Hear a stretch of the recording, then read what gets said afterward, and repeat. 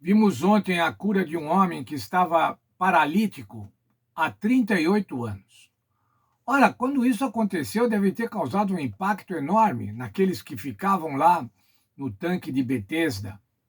Deve ter motivado muita alegria por essa cura. Será que é isso realmente que aconteceu? Será que eles reconheceram agora a Jesus, agradeceram a Jesus, louvaram a Jesus?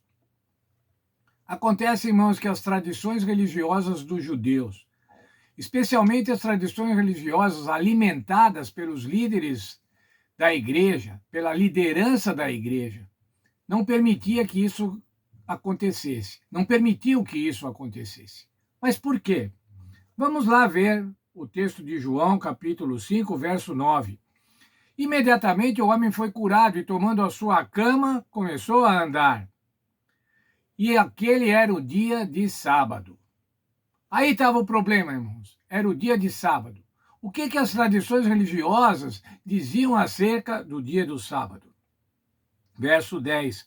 Por isso disseram os judeus aos que fora curado: hoje é sábado, não é lícito carregar o leito. Veja, irmãos, que absurdo, que coração endurecido. Ao invés de se alegrar porque aquele homem havia sido curado depois de tantos anos de doença, depois de tantos anos como paralítico, ao invés de se alegrar com isso, o problema era esse. Ah, mas você carregou a cama no dia de sábado. Não podia carregar coisas no dia de sábado. Era mais importante deixar de carregar no dia de sábado ou curar aquele homem de toda aquela doença, de todo aquele período de doença. Os corações endurecidos davam maior importância às tradições religiosas do que ao milagre de fazer um paralítico andar. Perguntaram a ele quem havia curado, ele nem sabia quem havia curado, ele não sabia o nome de Jesus, mas ele diz assim: o mesmo que me curou me disse, toma o teu leito e anda. Ele estava sendo perguntado, por que é que você andou carregando o leito agora no sábado? E ele disse assim, aquele que me curou, esse falou, tome o leito e anda. O que fora curado nem sabia quem era Jesus, nem sabia o nome de Jesus. Entretanto, no outro dia, ele encontrou Jesus no templo. E Jesus disse a ele, você está curado, não peques para que não te suceda coisa pior. Quando Jesus se revelou ao homem que havia sido curado, esse imediatamente disse aos líderes religiosos que Jesus é que fizera isso. Poderíamos imaginar o que esse seria o momento perfeito para louvar a Deus. Mas em vez disso, os líderes perseguiam Jesus porque fazia essas coisas no sábado, conforme João 5,16. Em vez de louvar ao Senhor Jesus, ir lá e adorar o Senhor Jesus, porque havia feito aquele sinal, havia feito aquele milagre, aquele maravilhoso milagre. Eles perseguiam Jesus porque fazia essas coisas no sábado. Veja lá o texto da nossa lição falando sobre esse questionamento dos religiosos. Entre os judeus, as curas eram permitidas no sábado apenas em casos de emergência. Veja, irmãos, podia curar, mas se fosse um pronto-socorro, um caso de emergência, aí podia curar. E aquele homem, ele estava já paralítico há 38 anos. Não existe urgência. Podia esperar um dia, podia esperar 2, podia esperar uma semana, mas o Senhor Jesus viu a necessidade daquele homem e o curou. Não era urgência, mas o Senhor Jesus assim o curou. Além disso, por que é que tinha que carregar o leito? Por que não deixou o leito lá? Carregar o leito era proibido no sábado. Era pecado carregar o leito. Será que Jesus não sabia disso? E os líderes religiosos questionavam então Jesus a esse respeito. Alguém que tinha o poder divino para realizar tal milagre também deveria saber se era permitido levar um leito para casa no sábado. O Senhor Jesus, irmãos, estava tentando conduzir aquelas pessoas a verdades bíblicas mais profundas, muito mais profundas do que a estrita observância do sábado, a estrita observância de tradições com relação à guarda do sábado. Para além das regras e regulamentos humanos, que em alguns casos acabavam ofuscando a verdadeira espiritualidade, o Senhor Jesus estava tentando explicar a eles o que era a verdadeira espiritualidade.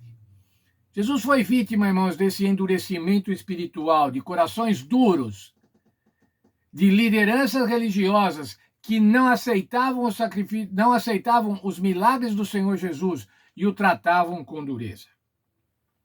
Veja João 9, dos versos 1 a 16, a cura de um cego de nascença no sábado. E o que os líderes religiosos diziam? Este homem não é de Deus, porque não guarda o sábado. E se ele não guarda o sábado, ele é um pecador. Veja ainda outro evento, quando o Senhor Jesus expulsou demônios. E agora então, Mateus 3, versos 22 e 23, a blasfêmia dos escribas. Quem eram os escribas? Os estudiosos da religião, os profissionais estudiosos da religião, que procuravam estabelecer regras para que não se pecasse. E agora o que eles disseram ao ver Jesus expulsar demônios? Ele está possesso de Beelzebu, é pelo maioral dos demônios que expele demônios. A dureza do coração não permitia que eles vissem a obra do Senhor Jesus como obra de Deus, mas atribuíam aquela obra à obra de Satanás. Uma blasfêmia. Mateus capítulo 12, dos versos 9 a 14, a cura de um homem que tinha a mão ressequida, a mão defeituosa. E agora então dizia assim, é lícito curar no sábado? Jesus disse assim, é lícito nos sábados fazer o bem. Jesus estava lutando, irmão, contra a cegueira espiritual. E ele continua lutando contra a cegueira espiritual. Às vezes, irmãos, nós podemos estar sujeitos à cegueira espiritual quando damos mais valor às nossas tradições religiosas do que fazer a vontade de Deus, do que mostrar amor para os nossos semelhantes. Como aqueles líderes religiosos puderam ser tão cegos espiritualmente? A resposta provável é que foi por causa do seu próprio coração corrompido, da crença equivocada de que o Messias os libertaria de Roma naquele momento, do amor ao poder terrestre e da falta de entrega a Deus. Tudo isso os levou a rejeitar a verdade que estava bem diante dele. O Senhor Jesus disse que é a verdade. Eu sou o caminho, a verdade e a vida. Mas aquela liderança religiosa, aqueles profissionais da religião, não viam a verdade no Senhor Jesus. Veja, irmãos, isso é muito perigoso. Será que nós estamos vendo a verdade no Senhor Jesus?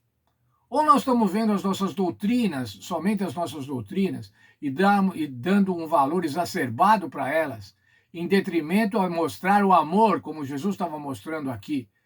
Não era uma urgência, mas era amor curar aquele homem que estava há 38 anos entrevado. Que Deus esteja conosco, irmãos, e que a gente possa ter, ao ver esses fatos bíblicos, que foram escritos para o nosso ensino, que a gente possa aprender que é necessário termos amor, é necessário sermos tolerantes, é necessário fazer a vontade de Deus. Isso é muito mais importante.